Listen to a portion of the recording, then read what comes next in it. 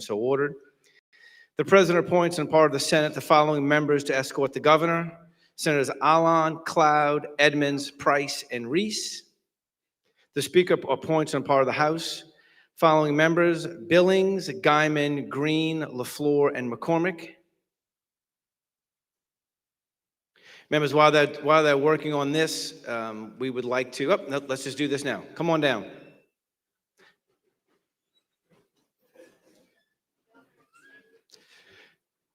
Ladies and gentlemen, the Governor of the State of Louisiana.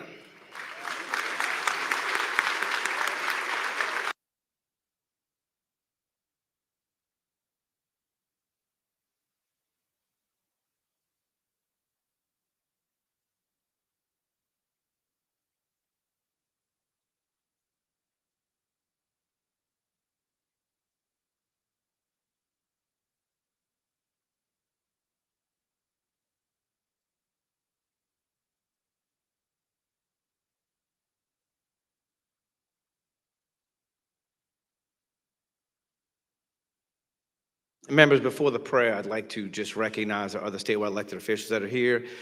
Commissioner Mike Strain, Commissioner Tim Temple,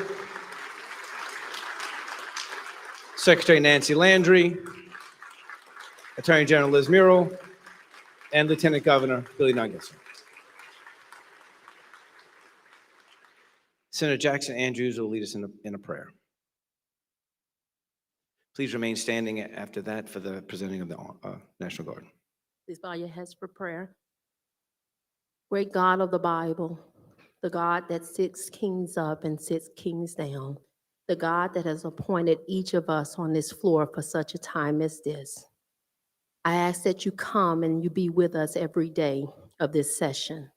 We pray for the governor, his executive branch, his family, every statewide elected official and their family, for the Senate president, for the House Speaker, for every member that you have allowed to be appointed and elected for such a time as this. Now, Father, pretty soon the governor will come forward and announce his agenda. Myself and other legislators have announced our agenda by the bills that we filed. Constituents, lobbyists, and interested parties will lobby their agenda. Father, let no agenda reign above your agenda. Let us submit to your will. We all think that what we filed is something that, Father, can benefit this state, but only you know what will benefit your people. So let us close our eyes to things that are not of you and open our ears to hear your voice. Father, there are earthquakes going around Louisiana. Protect our people and our infrastructure. Father, we're in the midst of war. Protect this country. Let Louisiana come together, not for a Republican or Democrat or independent agenda, not for an agenda based on where we live, but for an agenda based on you. For your word says, when the righteous are in power, the people rejoice. Let us each do something this session where the people will rejoice because they will know that we've heard from you and we've acted on what we heard. Now, Father, cover our families while we're away from home. Cover our districts. Protect, Father God, Louisiana. Let us honor you. Let us become one state under God. Show the nation how to live out the creed of the pledge of one nation under God. Let everything we do be about you. In Jesus' name, amen. Amen. Members, please remain standing while the Louisiana National Guard presents the colors.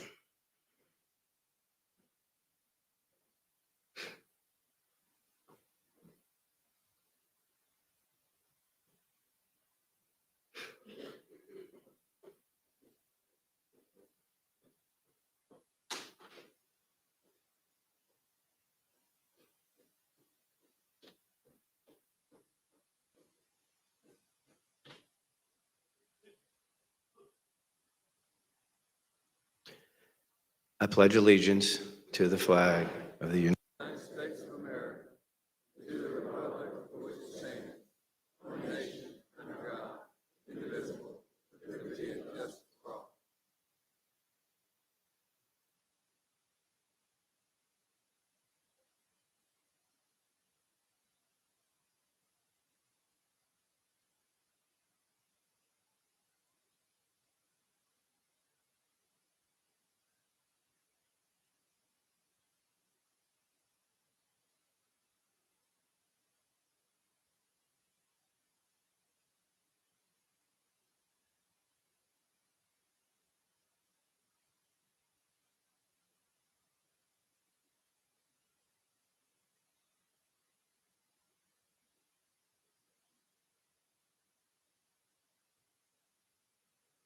Ladies and gentlemen, the Governor of Louisiana, the Honorable Jeff Landry.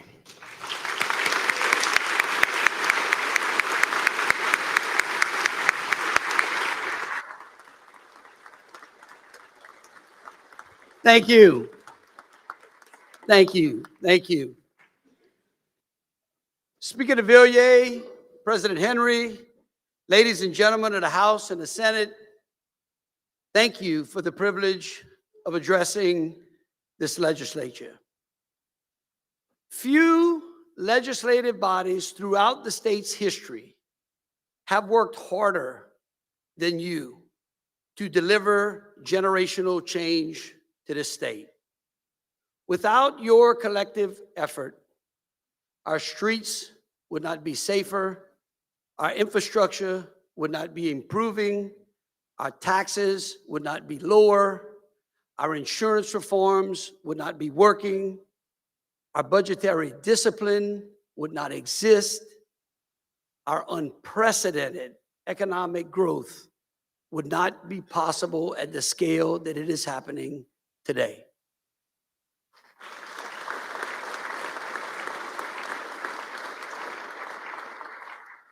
You and I were elected to do things differently. The people wanted it that way. They begged for it.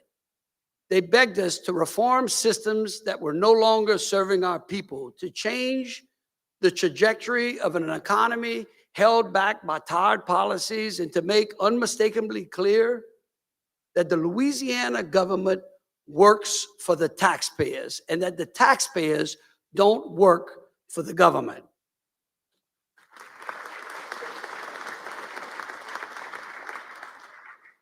After 4 special sessions and 2 regular sessions, I stand beside you to say that you have kept those promises. And I firmly believe that this legislature and my administration will be remembered for the promises that we have kept. Now, before I go any further, I think that we should pause to recognize that our beautiful and magnificent country is approaching a once-in-a-generation milestone, the 250th anniversary of the Declaration of Independence on July 4th. I can remember the 200th. Katrina, you weren't there then. I remember how exciting. I worked decorating my bike. I was 5 years old. To think it's 50 years later. This moment invites every American to reflect on the bold decisions that shaped its destiny. And few states are more uniquely connected to America's destiny than Louisiana and the Louisiana Purchase. For the Louisiana Purchase was not merely a real estate transaction. It was a defining act of American vision. It doubled the size of the country. It secured our nation's future. It opened the door to Western expansion, and it set the stage for America's rise. As part of America 250, President Trump has graciously granted Louisiana the extraordinary honor of hosting the original Louisiana Purchase documents, bringing home for the first time to this state the very papers that created our great state and changed the course of our country's history. Our Secretary of State, Nancy Landry, is overseeing this historic display, and the opening is set for late April at the old state capitol.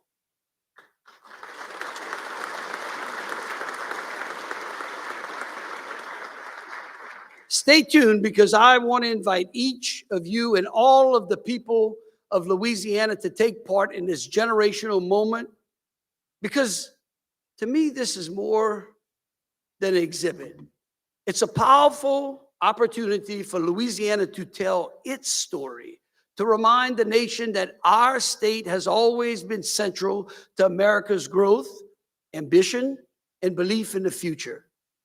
In welcoming these documents, we are reminded that Louisiana was not an afterthought in the story of America. We are central to it. That bold decisions still matter, and that this great state remains a place where the future of freedom is shaped. And I believe as our citizens stand before these documents, they will not just see ink on parchment.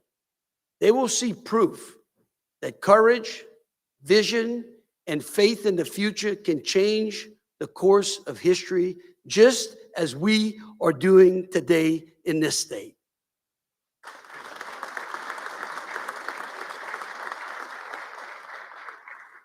Take, for instance, education. Just 2 short years ago, we have jumped 11 spots overall on the nation's report card.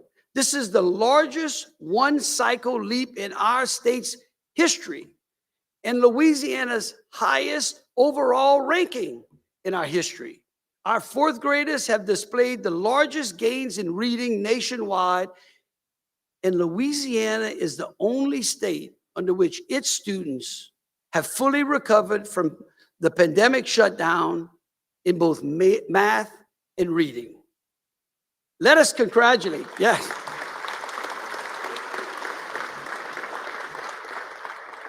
Let us congratulate the Bessie members and Superintendent Kate Brumley. Please, Dave.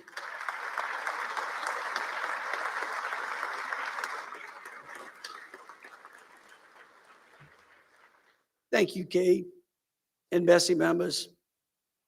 Now, you all's passage of allowing teachers to teach has eliminated burdensome bureaucracy, removed cell phones from our classrooms, and refocused our educational mission on academics, reaffirming education, not indoctrination.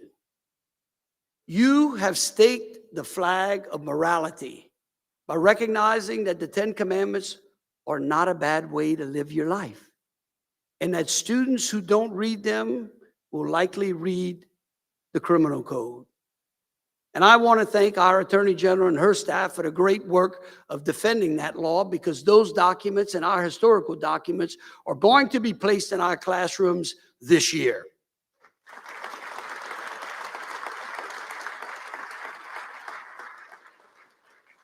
Now, I encourage you to strengthen the Louisiana Gator program, helping families across our schools to have access to the schools that best suits their child. We must find a path so that the hard-earned money of parents follow their child to the education of their choice. Don't believe the media hype. The current statute allows us to provide opportunity while controlling the cost. Now, members, this spring, the people of Louisiana will have the opportunity to make a smart, responsible, and long overdue investment in our teachers. On the ballot, Amendment 3 does 2 critical things. First, it pays down on the massive long-standing debt in our teachers' retirement system, and a debt that has restricted resources and hindered our support for our teachers. Second, it converts that progress into something teachers feel immediately: a permanent pay raise.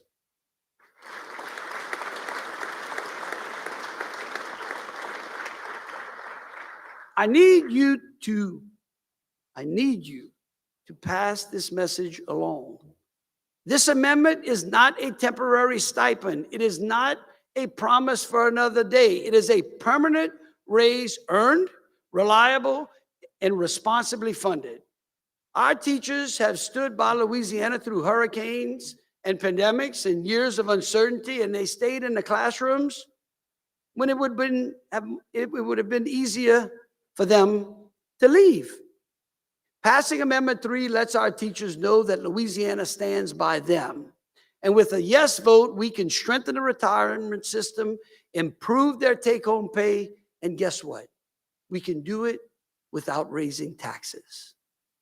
And so I urge you to educate your constituents and encourage them to vote yes on Amendment 3.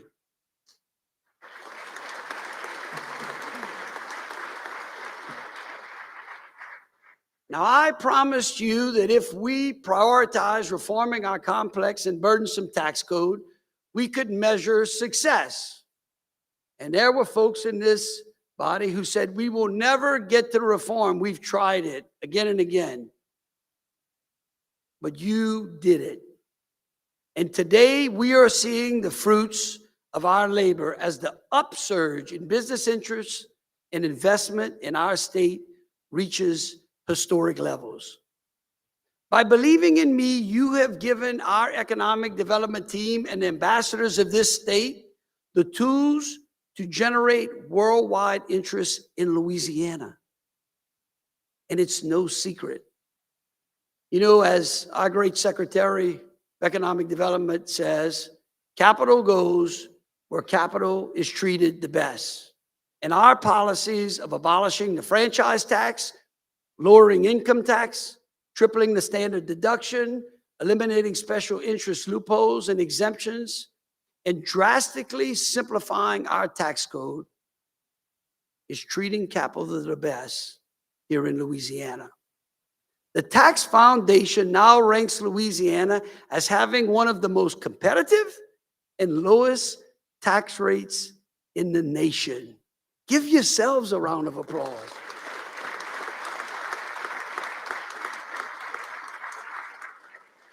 Now, we should renew our commitment to further tax reform in a quest, which I hope, to totally eliminate the income tax in the state of Louisiana.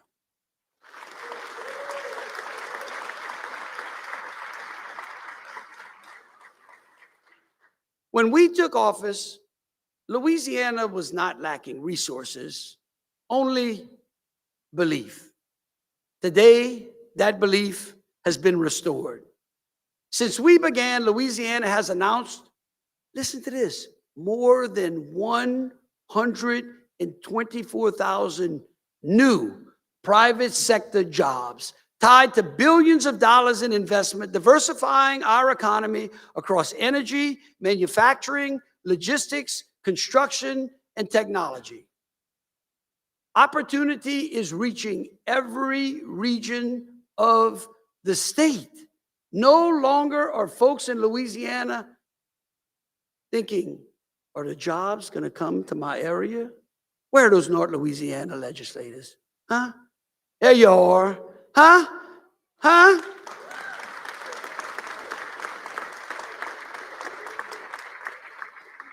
We started this term, if y'all can remember, with the goal of trying to get $30 billion worth of investment in this state. The next year, we moved that goal to $50 billion. Today, we are fast approaching $100 billion.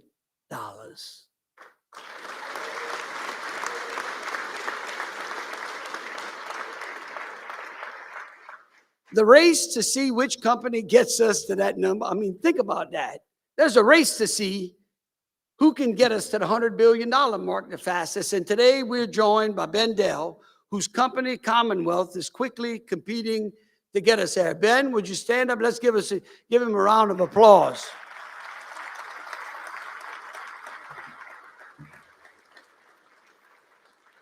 He's promising us, and now Ben, you got to move fast. Ladies and gentlemen, that momentum did not happen by accident. It happened because we cut taxes, restored order, reformed education, and we partnered with the business community to fundamentally change how Louisiana competes. We chose growth over status quo, execution over excuses. And early on, we reorganized and refocused LED, and that reform sharpened our message and sent a clear signal across the country that Louisiana was serious and that Louisiana was open for business. And guess what? The proof is in the results. I want to thank Secretary Bourgeois and her team for their extraordinary work.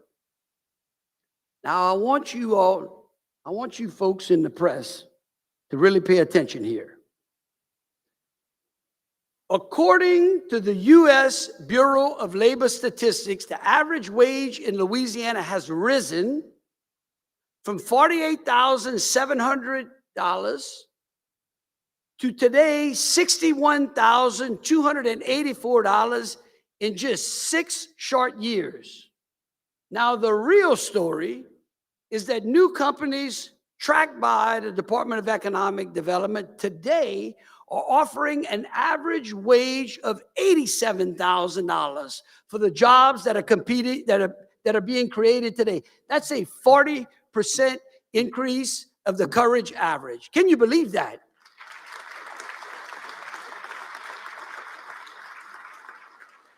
In every corner of the state, that is how families move from dependence to independence. But growth alone is not enough. Economic success only works if our workforce is aligned with the jobs that we're creating. And many times folks ask me why I am so passionate about this issue.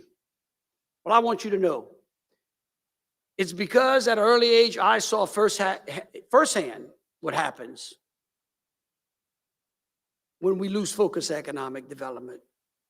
In the mid-1990s, as an economic development director myself in St. Martin Parish, I watched Washington politics and a failure to diversify Louisiana's economy devastate working families. When Congress passed NAFTA, the consequences were swift.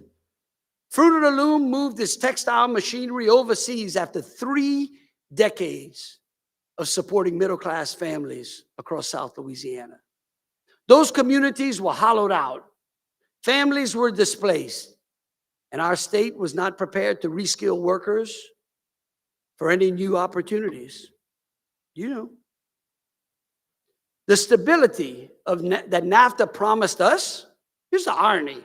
The stability that NAFTA promised us and promised Latin America has not fully materialized. Instead, the millions who were supposed to find opportunities within their own countries have had to seek them illegally in ours. We learned a hard lesson.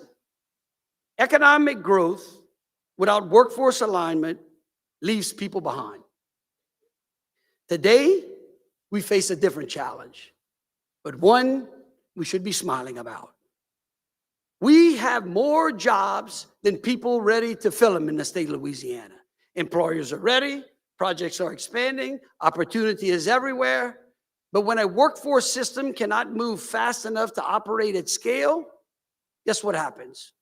Growth slows and opportunity begins to slip away.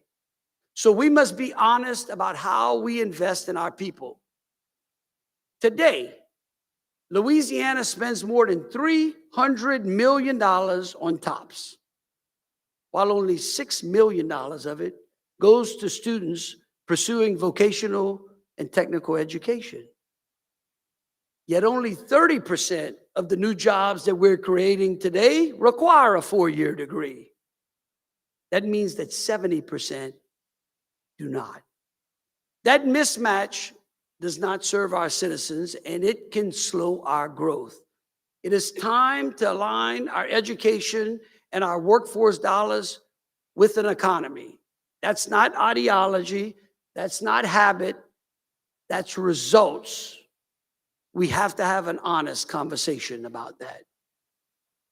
Our proposal increases the Promise program funding to expand access to community and technical colleges and to train students in demand for the high-paying jobs that are being created today in this state.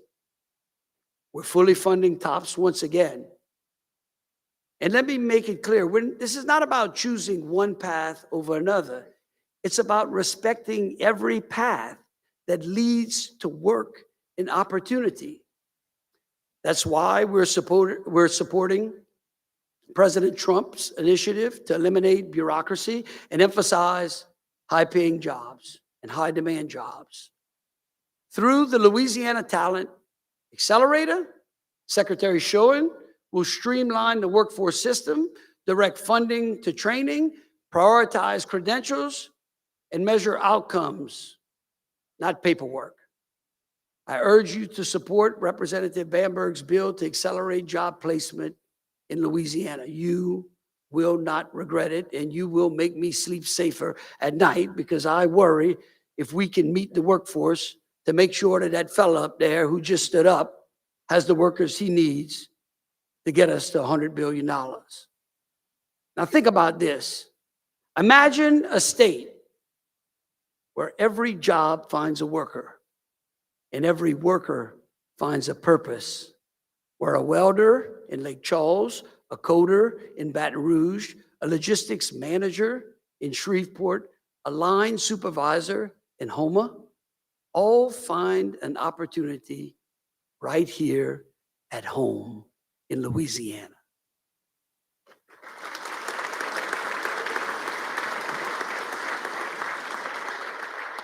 Now, all the economic growth in the world doesn't matter if the people doing the work are too sick to benefit from it. And that's why we have focused on improving our healthcare outcomes. I see you, Senator Boudreaux. This is going to be good for you. This year, Louisiana took a national lead by implementing the SNAP Healthy Food Waiver. For the first time, food stamp benefits are being used for nutritious foods, not soft drinks and candy.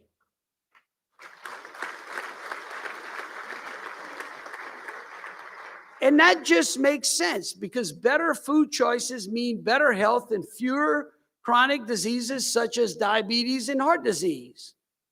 We've also expanded the Carrot Initiative, which rewards families for buying fresh fruits and vegetables, helping to stretch grocery dollars while encouraging healthier habits. We're also taking on one of the most heartbreaking public health care crises in our state. Since 2018, overdoses has been the leading cause of pregnancy-associated deaths in Louisiana. And that's simply unacceptable.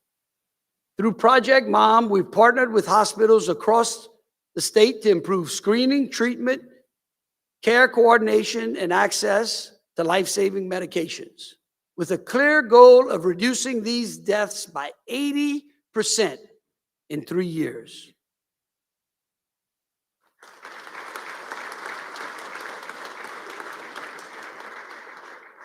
Now, access to care matters. And that's why last year we raised the Medicaid reimbursement rates to 85%. And it's working. More doctors are opening clinics, more providers are accepting Medicaid patients, and more Louisianians, especially in rural areas, are getting care closer to home. But access alone isn't enough. We've also reworked the Medicaid quality metrics to focus on outcomes. So it's not just about spending, it matters about the results that the patients are getting. And through the one-door transition, we are aligning health and workforce programs so that public assistance becomes a bridge from independence to dependence to independence. I'm sorry. It's been confused sometimes, but it really is great when you think about it. And let me tell you another statistic. We have moved 100,000 people off of the Medicaid roll today. Those people are moving because of the job opportunities that I'm talking to you about. And if there is one thing that I want to be remembered for as governor, is how many people got off of welfare and got onto great paying jobs and opportunities that provide for their families. And that's the goal that we should all have.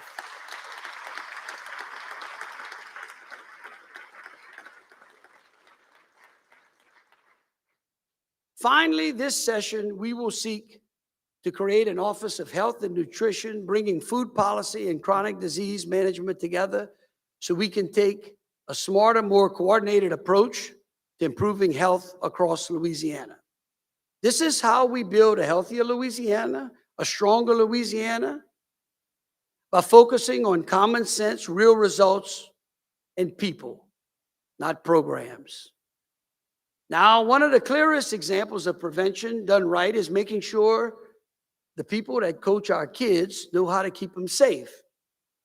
Today, we are honored to have with us a true Louisiana legend, world-renowned orthopedic surgeon, Dr. James Andrews. Dr. Andrews was born and raised in Homer, that's up north, where he played ball for the famous 1957 Ironman football team that reached the state championship with just 15 players. The team so impressed LSU coach Paul Dietzel that he offered every one of those young men a scholarship. I'm sure glad we didn't have the NIL back then. I don't know what it would have cost us. But Dr. Andrews went on to graduate from LSU Medical School, compete as an SEC pole vault champion. He completed his residency at Tulane and founded the Andrews Sports Medicine and Orthopedic Center. He revolutionized sports injury treatment and has performed career-saving surgeries for some of the world's greatest athletes, from Michael Jordan and Bo Jackson to Tom Payton Manning, and even Drew Brees. Dr. Andrews, would you please stand up and be recognized in your home state?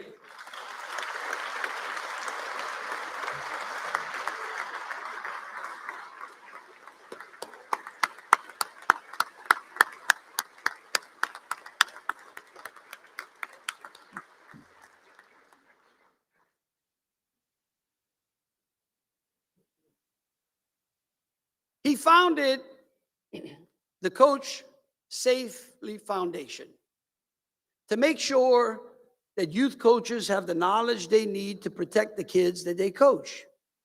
Senator Edmonds' Coach Safely Act builds on that work by encouraging youth coaches to complete a short online training program that has already been proven successful in many other states. This common sense program teaches coaches how to recognize concussions, manage hydration, and keep kids safe and playing.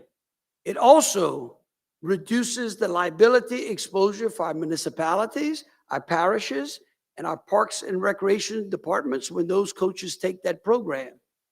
Now, joining Dr. Andrews is Ryan Cross from Our Lady of the Lake Health. FMOL has agreed to fund this vital training youth coach program in underserved areas of our state. So let's again give them a round of applause.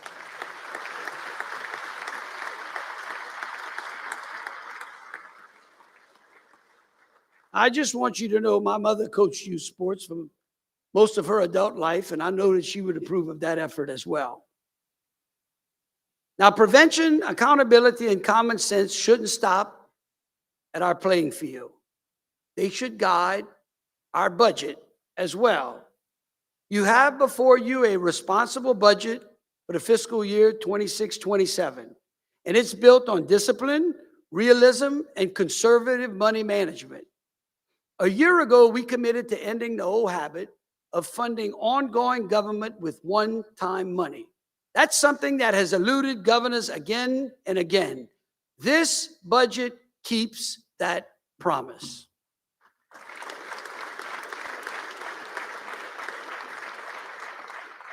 It is built without temporary dollars and restores honesty to our finances. At $46.9 billion, this budget is smaller than last year's $50 billion budget. It holds spending flat because I believe government should live by the same rules as our families here in Louisiana. That discipline, by the way, has paid off.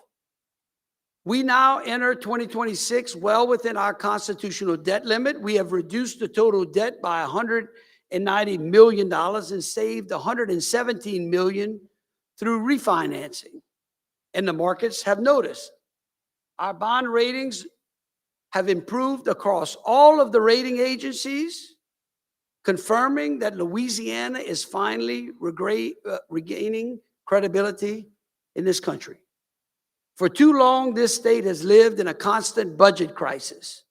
Ladies and gentlemen, because of your work, that era is over.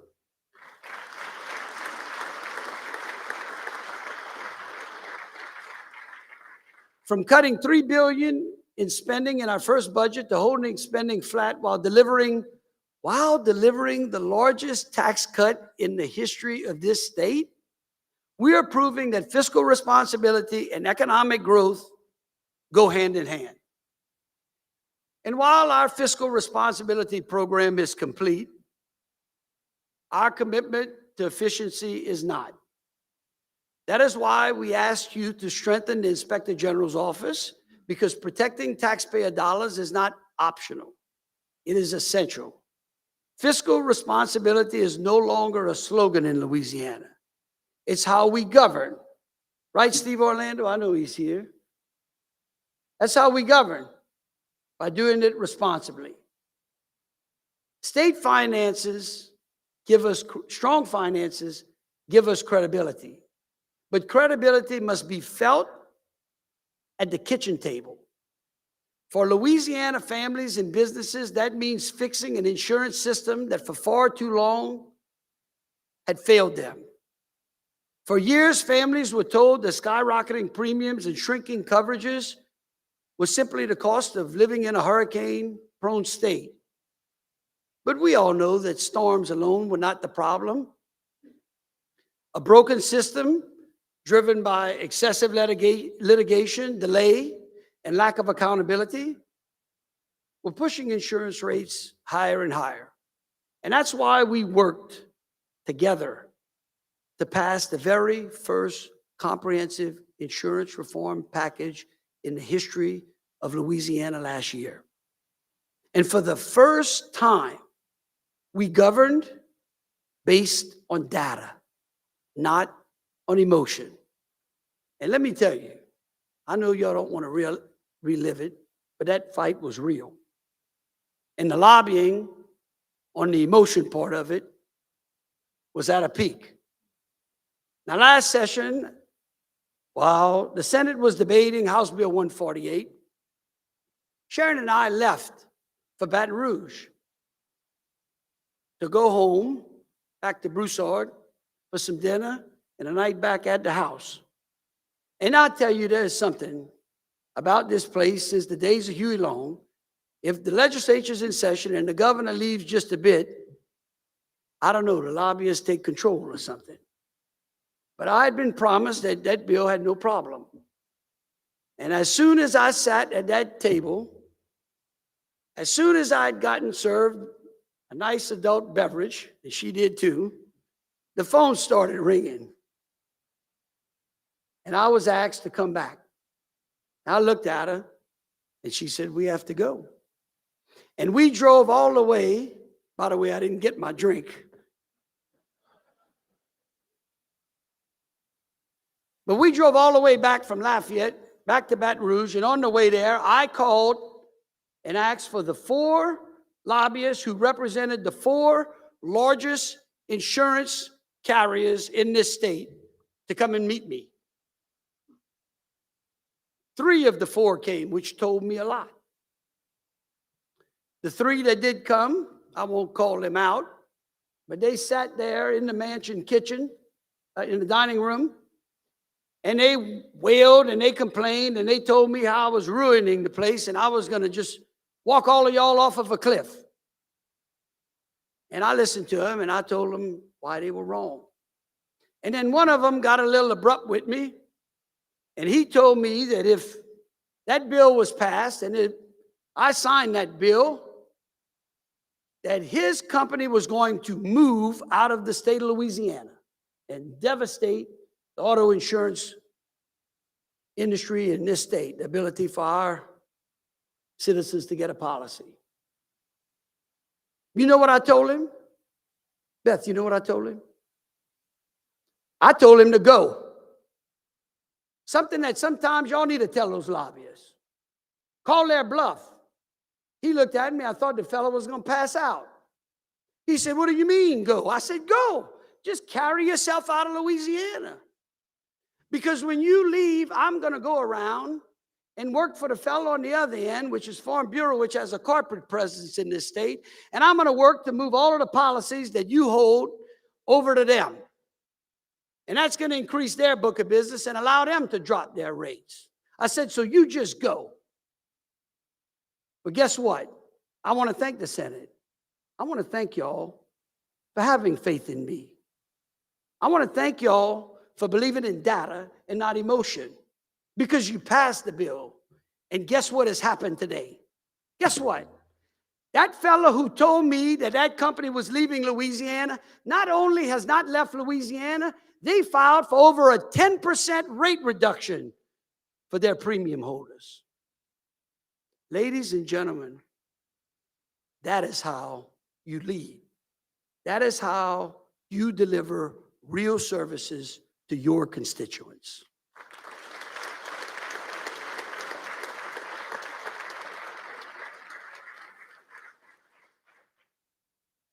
That is what accountability looks like. Together, we enacted the largest insurance reform ever. We reduced excessive litigation. We prevent insurers from passing unjustified costs on to our citizens. We restored common sense by limiting recovery for those operating illegally or at fault. And we gave the insurance commissioner the authority to lower excessive rates. And like I said, guess what? Because we used data and ignored emotion, and by standing up for families and businesses, by restoring balance to the marketplace, we sent a clear message that Louisiana will no longer be bullied, or our families will no longer be broken by a system that works for everyone except the people paying the insurance. And today, a record number of companies have filed for rate decreases, and given the reforms that we've enacted, there are no excuses for those rates to go back up. Take note, go back home. You've delivered the results. If you find anyone in your district that has not gotten a reduction in their automobile rates, you tell them to shop the market. Even I had to do that the other day, and I got a big deduction, big discount. You've done that. Those things are real. They're tangible. And I believe in good conscience that the commissioner will work with us on behalf of the people of Louisiana to ensure that those rates are reasonable. I know he would do it, him and his team, because that's what reform looks like. That's what leadership requires. Now, lowering insurance costs protects families, but families also need safe, reliable roads and bridges to get to work, school, and home. And that's why we are reforming and modernizing the Department of Transportation.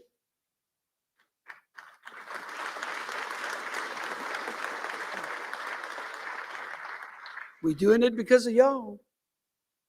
Far too long, people sit in traffic, cross unsafe bridges, and wait years, sometimes decades, for projects that never seem to move. Now, the problem was not a lack of need. It was a system that moved too slow, cost too much, and delivered too little. And guess what? Together, we changed that. Following your legislation last year, we reorganized the Department of Transportation and Development with a focus on speed, accountability, and results. The new Office of Transformation and the Office of Project Delivery are streamlining design, cutting red tape, and moving projects faster from conception to construction. And guess what? It's working.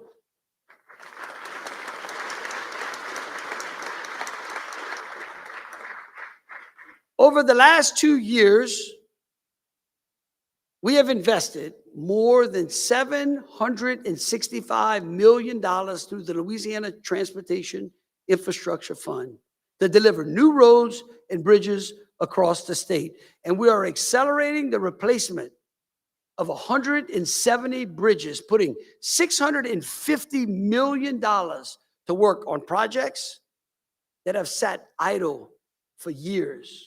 That's on top of the 62 bridge package that y'all gave us.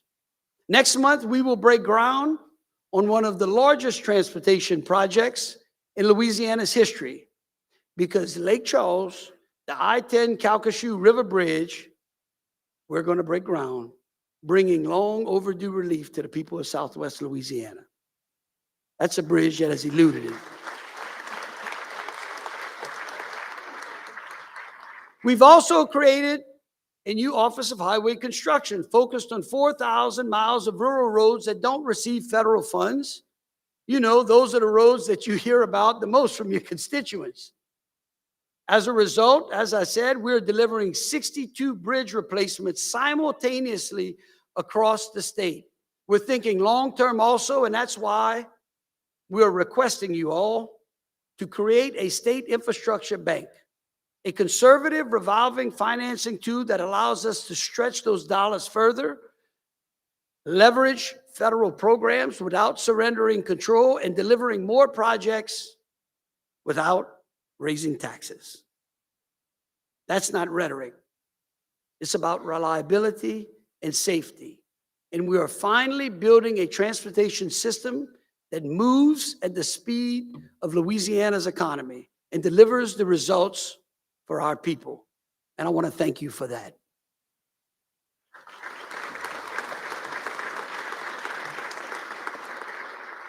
Now, y'all don't get comfortable in your seat, and y'all don't all jump up at once.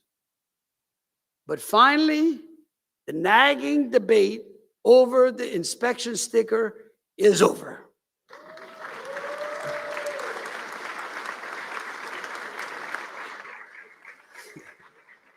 Finally, technology is helping us find a better way. The traditional inspection sticker process is annoying, it's inconvenient, it serves little value to the safety of our roads and to the state agencies that interact with our motorists.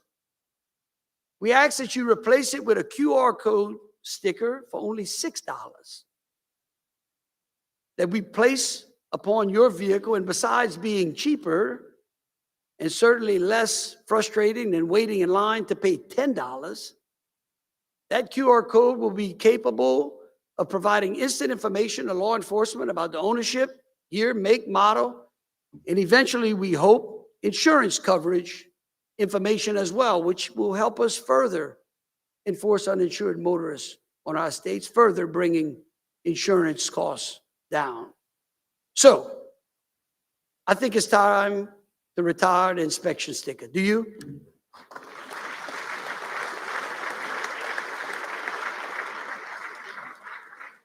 I want y'all to know, I go speak around the state. I tell them about all these great things. I say, we getting rid of the inspection sticker. People stand up. Some crazy thing. There's a lot more people clapping than y'all. I can promise you. Unbelievable. It really is. It's so funny. Now, retiring the inspection sticker is about one simple idea. Government should work for the people, not waste their time or their money. And that same principle must apply beyond our roads. It must apply in our courtrooms as well. I've often said that the criminal justice system is a three-legged stool. You have law enforcement, prosecutors, and judges. And if even one leg is weak, the entire system collapses under the weight of the responsibility that it carries. That system failed yet again. It has a name, Jacob Carter. Jacob was from Washington State, where he owned a famous bagel shop. He came to New Orleans with his partner to enjoy our culture and our city. Instead, in January of 2024, Jacob Carter was robbed and gunned down, murdered in the French Quarter. Now, Jacob was a son, a brother, a friend. He was beloved. And I want you to know his family is here with us today. Would you please stand up?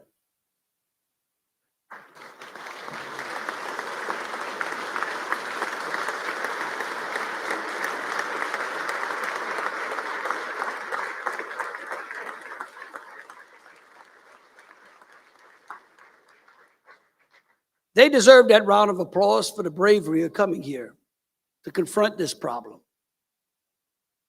Because here's the plain truth. Jacob Carter's murder was preventable. His killer was a juvenile, already known to the system, arrested with 14 guns and drugs, and then released under electronic monitoring. He missed more than 400 required check-ins. 400 required check-ins before he killed Jacob.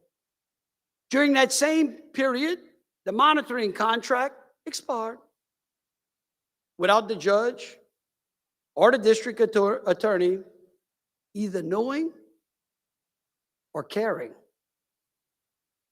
On the night that Jacob was killed, the juvenile was not being monitored at all. And when those folks, when his family demanded answers and filed complaints against the judges responsible, those complaints were dismissed without even an explanation.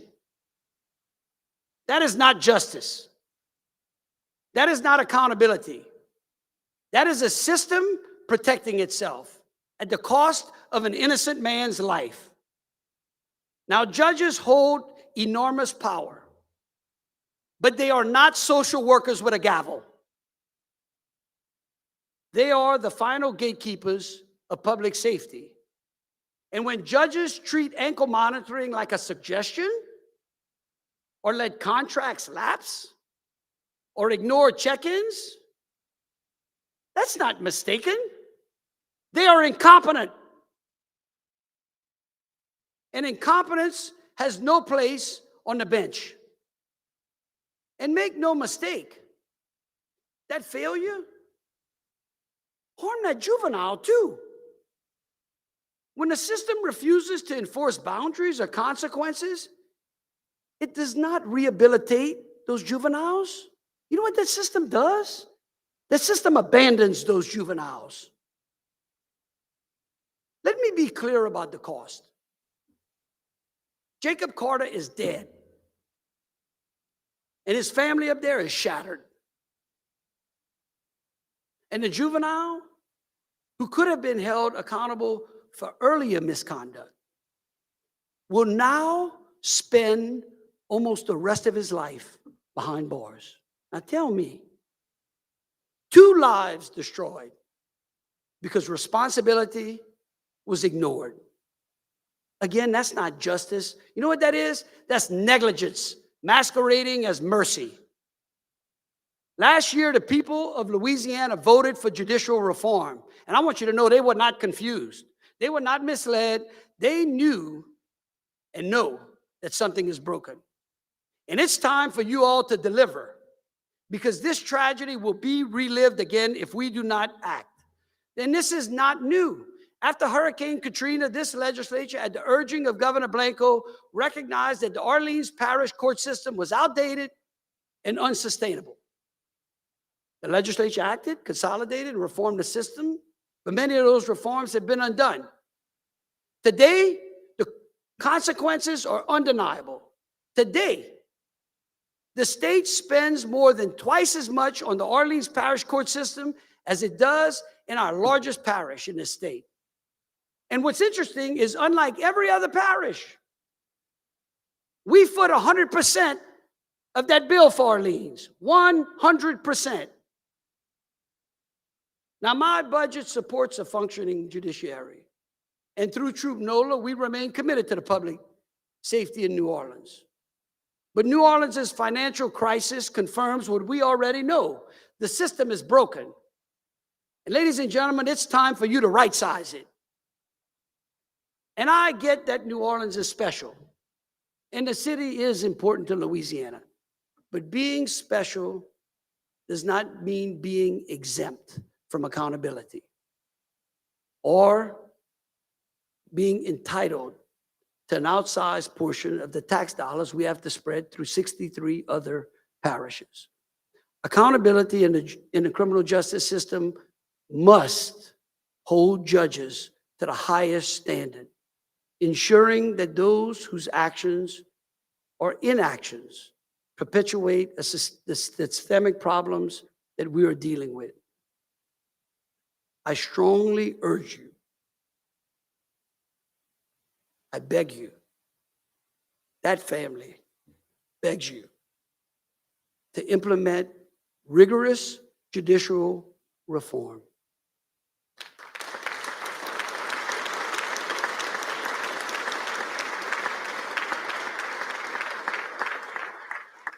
Because as justice delayed, denied, or neglected is no justice at all. Now, my message is simple and it's sincere. Louisiana families are not asking for favors for us. They're asking for a fair shot and a government that respects their work, their time, and their trust. Our folks get up early and they work hard. And everything that I have talked about today, jobs, workforce, insurance reform, transportation, fiscal discipline, public safety, all come down to one question. Are our citizens' lives improved because we showed up too? Now, last year, near the end of a tough session, one of your colleagues questioned a decision I made. And I explained it to him this way. There was a man whose wife wanted him to paint the house and spruce it up for the 4th of July. So he called the only painter in town. He lived in a little small town. Many of us do. There might be only one painter.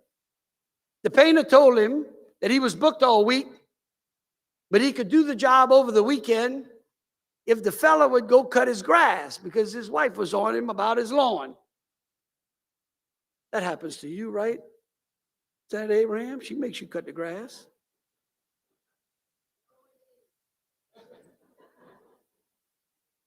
Well, guess what? The man refused. Coincidentally, the man's neighbor needed his house painted too. Seems like his wife was on him. He ended up calling the same painter right after, who again offered to work on the paint job over the weekend if the neighbor would cut his grass. This neighbor agreed. They worked out a deal. Not only did he cut the grass, he weeded the landscaping and put some flowers and whatnot around the house. So the painter painted the neighbor's house, and the lesson was simple. The man willing to cooperate got his house painted. Great things happen when we work together and we reciprocate duties with one another. We can make our own demands and achieve nothing, or we can work together and achieve anything and everything. And that's why each of you have on your desk a t-shirt that says, "Let's paint houses together." I know y'all would try. There you go. Look at that, how pretty they are. Love it. Thank you, Senator Bass. Because when a parent drives to work on a safer road, when a family or a small business owner can afford insurance, when a worker finds a job that finally rewards their skill set, none of these things are occurring by accident. They happen because we have shown up, because we have worked together. May we continue to paint this great house together. May we continue to choose action over excuses. May we continue to create results over rhetoric. May we continue to employ courage over comfort. And if we do, there really is no limit to what we can do for Louisiana. God bless you, God bless Louisiana, and God bless the great people we serve.